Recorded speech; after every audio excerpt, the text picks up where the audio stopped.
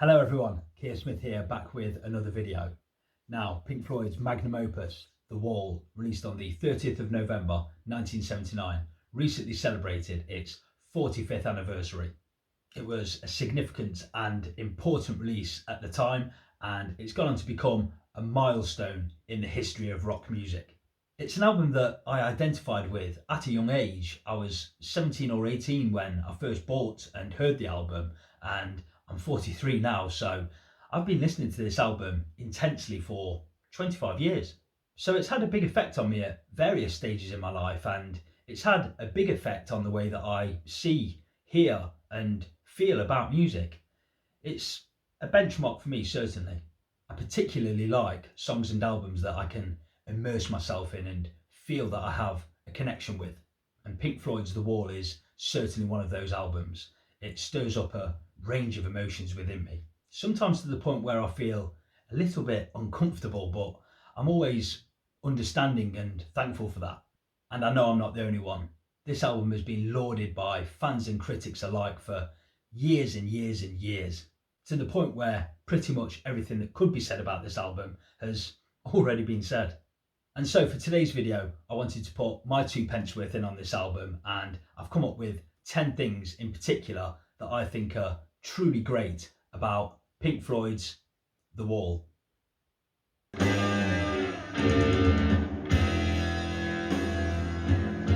So to begin with, I wanted to heap praise on the lofty concept, which for me is the biggest and most ambitious of Pink Floyd's entire career. Of course, it was Roger's idea, and the album's storyline is based largely on the life of Roger Waters. And he's said in interviews that there's a bit of Syd Barrett in there and a few other people, but it's largely the story of Roger.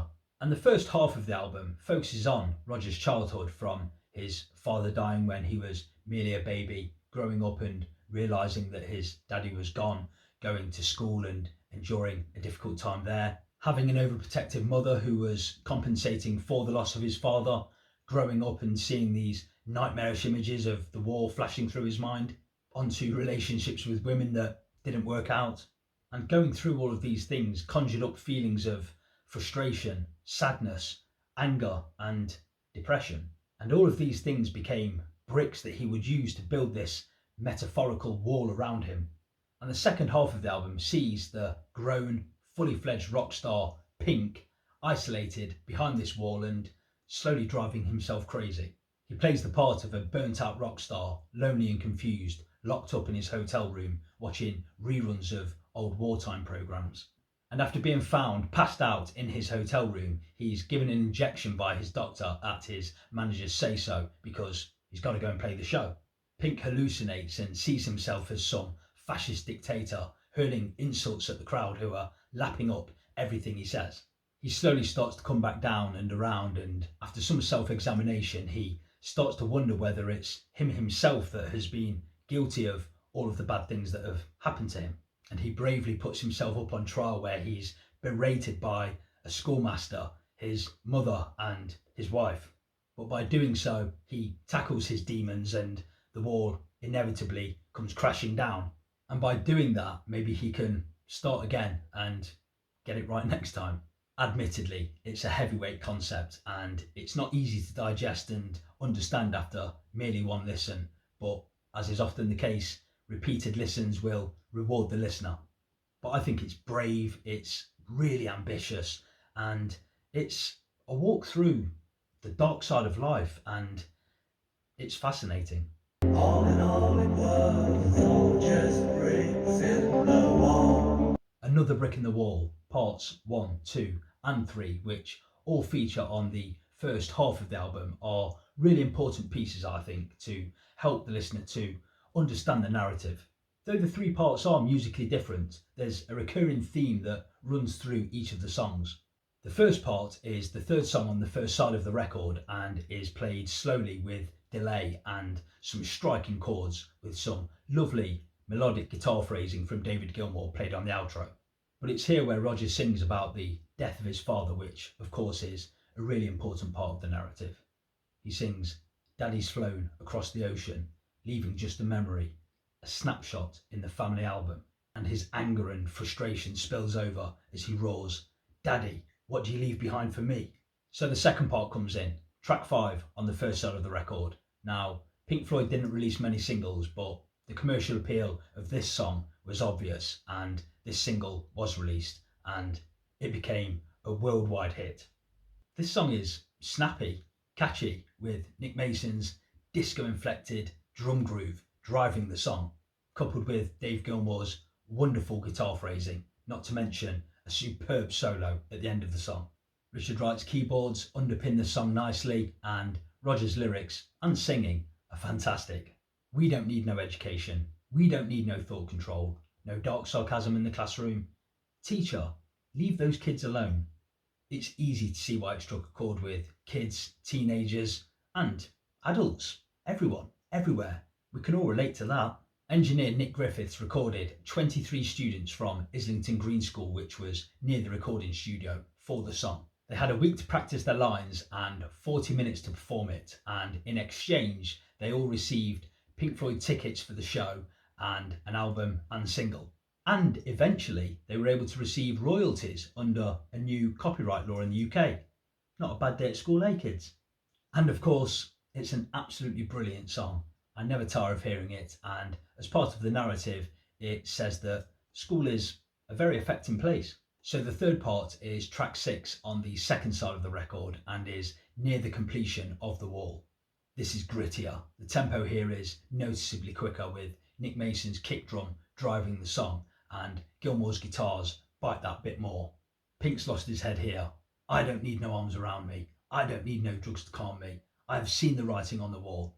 Don't think I'll need anything at all. It's pretty desperate, hopeless, and the final track that follows on the second side of the record, which is Goodbye Cruel World, a short snippet of a song which acts as the final brick. The wall is now complete. This place is bigger than our apartment. Let me know when you're entering a room. Yes, sir. Can I get a drink of water? Just as the voices that you hear on Pink Floyd's The Dark Side of the Moon album are really important to that record, well, the voices and the snippets of audio that you hear on The Wall are equally important to this album, I think. They build a cinematic view and help you to not only hear but see what's going on. The way that Roger theatrically acts out the Scottish schoolteacher at the start of The Happiest Days of Our Lives when he shouts, "You, stand still, laddie!" And again on Another Brick in the Wall Part 2 when he incredulously shouts, "How can you have any pudding if you don't eat your meat?" And that lovely child's voice at the start of Goodbye Blue Sky when he says, "Look, mummy, there's an aeroplane up in the sky." The authenticity of the phone operator's voice when she's trying to transfer the call to a Mrs. Floyd and the guy answers and she says, "He just keeps hanging up." And then Pink realises that his wife's cheating on him. And when Pink takes the groupie back to his hotel at the start of One of My Turns and she, in amazement, says, "Wow, are all these your guitars? Wanna take a bath?" And I love that audio snippet that you hear towards the end of Nobody Home when Roger sings, "Ooh, babe, when I pick up the phone," and you hear that voice say, "Surprise, surprise, surprise." And of course, that bit that precedes the start of Comfortably Numb where those voices cross over. Time to go, you feeling okay? Time to go, you feeling okay? God, that used to give me nightmares. But yeah, all of those bits are absolutely fantastic and, again, help the narrative along.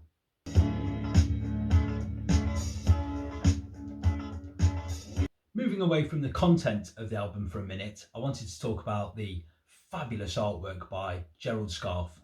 Now, of course, before The Wall, Pink Floyd had some truly iconic album covers designed for them by the British team Hypnosis. But for The Wall, Roger wanted to go in a different direction. And after seeing the film Long Drawn Out Trip, Sketches from Los Angeles, the band turned to illustrator and cartoonist Gerald Scarfe, who would do the interior artwork as well as the album cover for The Wall. Gerald Scarfe said, "My job really is to imagine images to go with Roger's lyrics and ideas. I have to create a reality out of these floating ideas. My job was to interpret his mind and my mind and create an image which stays." Well, he certainly did that. I think my favourite is the judge, which you can see there over my right shoulder. These big legs and big arse and his eyes at the top of it and the judge who denounces everything speaking out of his orifice. But of course, the marching hammers and that nightmarish image of his wife and, of course, mother, they're weird, surreal, and rather unsettling, but absolutely brilliant. Good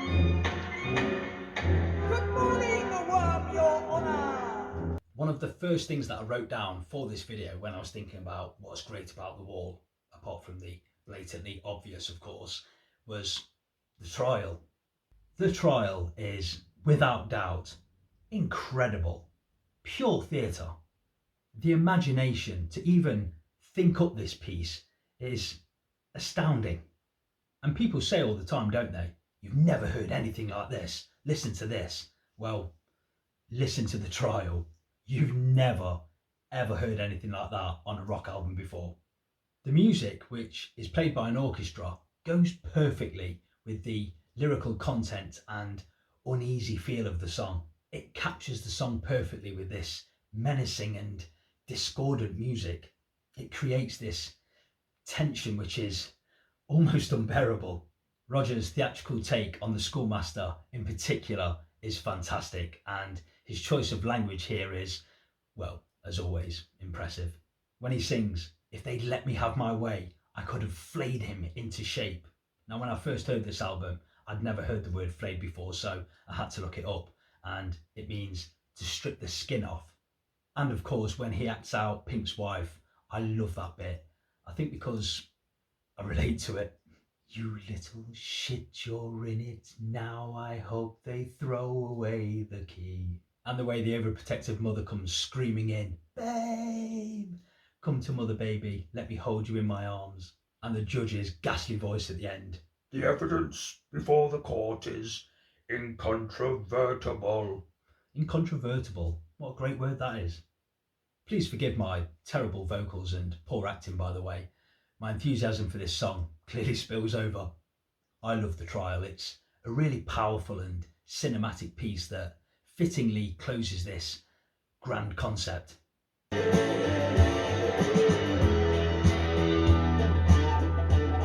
Dave Gilmore's guitar playing on The Wall is absolutely fantastic.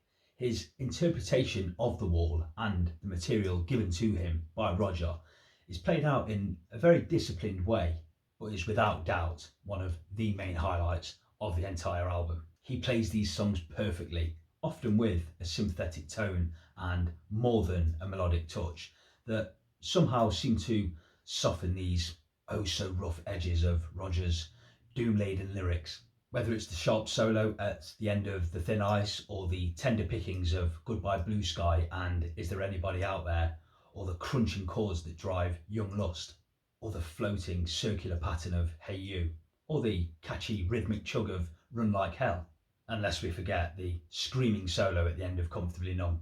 He really showcases the many sides of his guitar playing, often subtly so, but always stylishly so, and always to the benefit of the song.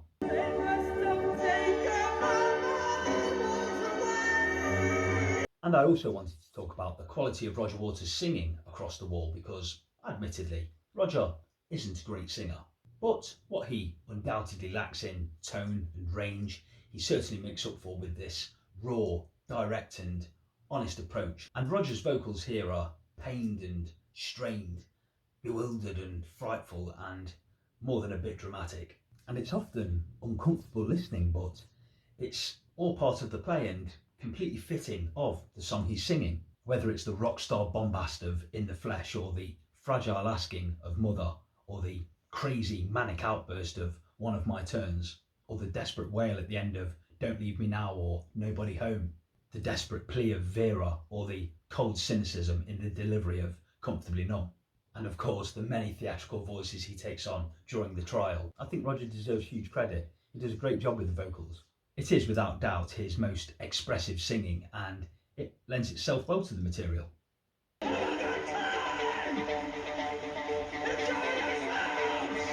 Now, The Wall isn't only great because of the album, but also because of the ambitious and elaborate stage show that the band put on. And building a wall 550 feet wide and 82 feet high that separates the paying audience and the live band was Always going to be a tricky concept to get off the ground. But after deep discussions and the introduction of projections and puppets, the stage show started to take shape.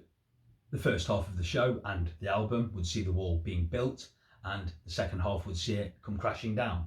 Only 31 shows were completed due to the sheer magnitude of the show, the transporting, the building, the lighting of the wall and tearing it down and then doing it all over again.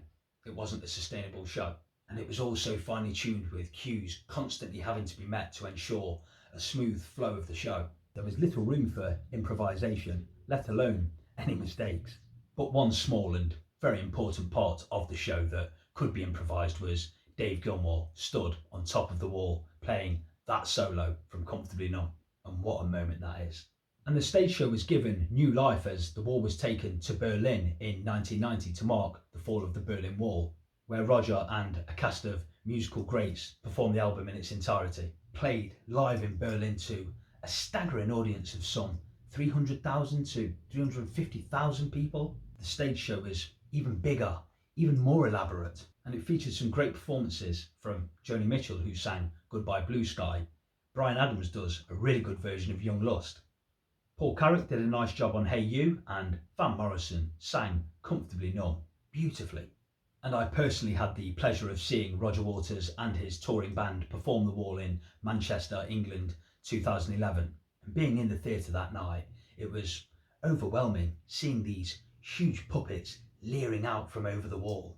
We had the inflatable boar, as it was, not pig, floating above our heads throughout the show. And I'll never forget that night when Roger sang Mother, and he sings the lines, "Mother, should I trust the government?" And he stood back from the mic and gave a sharp grimace, and on the wall behind him it said, "No effing way." To rapturous applause from the crowd. That was a great moment. Now, I've seen a lot of rock shows in my time, but that night, seeing Roger with his touring band perform the wall, that's still the best live show I've been to. And I've seen Paul McCartney, Dave Gilmore, Prince, but that one was the best. But whether it's Pink Floyd doing it, Roger Waters doing it in Berlin, or with his touring band, the live show is the most incredible visual spectacle, and it really brings the characters across the album to life, and it helps to elevate the album.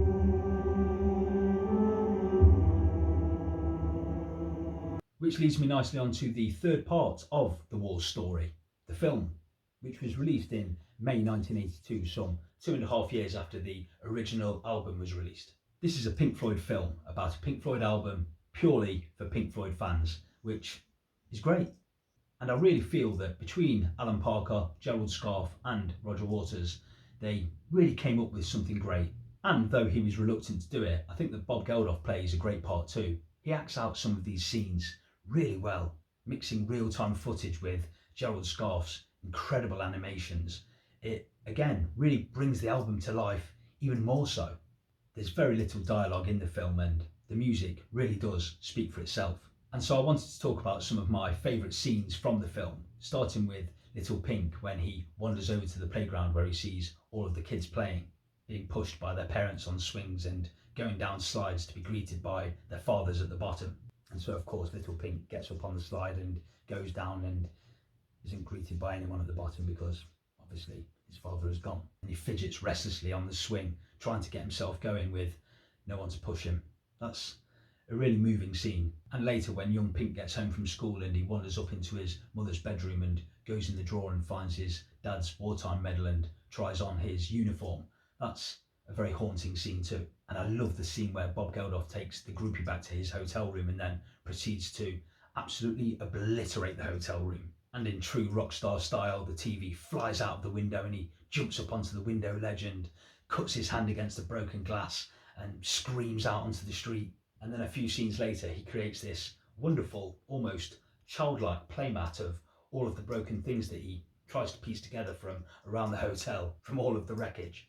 And though it's slightly disturbing, I really like the shaving scene, if you can call it that, where Bob Geldof goes into the bathroom and starts with his chest hair and then moves on to his head and then his eyebrows and comes out cutting a ghostly figure. And later on in the film, when Run Like Hell is playing in the background, Pink and his minions go out into the street and start trashing shops, brutally beating people, breaking into cars and just generally acting like devils. And as I said, Gerald Scarfe's animation throughout the film is absolutely fantastic. I particularly like the flower scene where the two flowers are dancing around each other and buttering each other up. It's very graphic, and they start to copulate before they twist and tangle and start tearing each other to shreds. That's done to the creepy sound of What Shall We Do Now? And later you hear Don't Leave Me Now playing, and you see this huge silhouette of Pink's wife in the hotel room creeping up behind him before it morphs into this hugely animated praying mantis that towers above Pink, leaving him cowering beneath it. And I think for me the best part of the film is the whole theatrical piece that is the trial. The animation is truly spectacular throughout the whole piece. It's nasty, brutal, and a bit scary too. For me, without doubt, the Wall film is an artistic triumph. And again, it allows the listener and the viewer to follow and understand the concept even more so.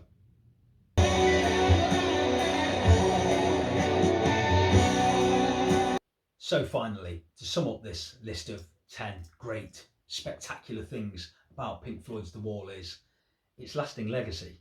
With some 30 to 35 million albums sold worldwide, it's an album that continues to resonate with new fans year after year. It touches and moves the hearts and minds of fans in ways that other albums simply don't.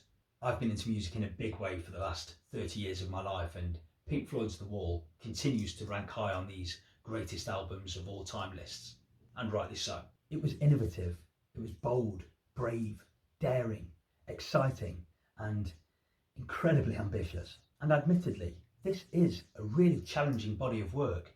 This is by no means easy listening. As I said earlier, it's uncomfortable listening at times. But I think that Roger's foresight and his direct and honest approach to this work is undoubtedly one of its redeeming features. And of course, the album is home to some of Pink Floyd's very best songs. Brilliant, a masterpiece, one of the greatest albums of all time, Pink Floyd's The Wall.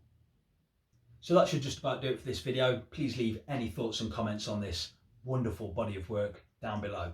And I'd like to thank you all for stopping by and watching this video. I hope you enjoyed it, and I'll see you for my next video sometime soon. Bye for now.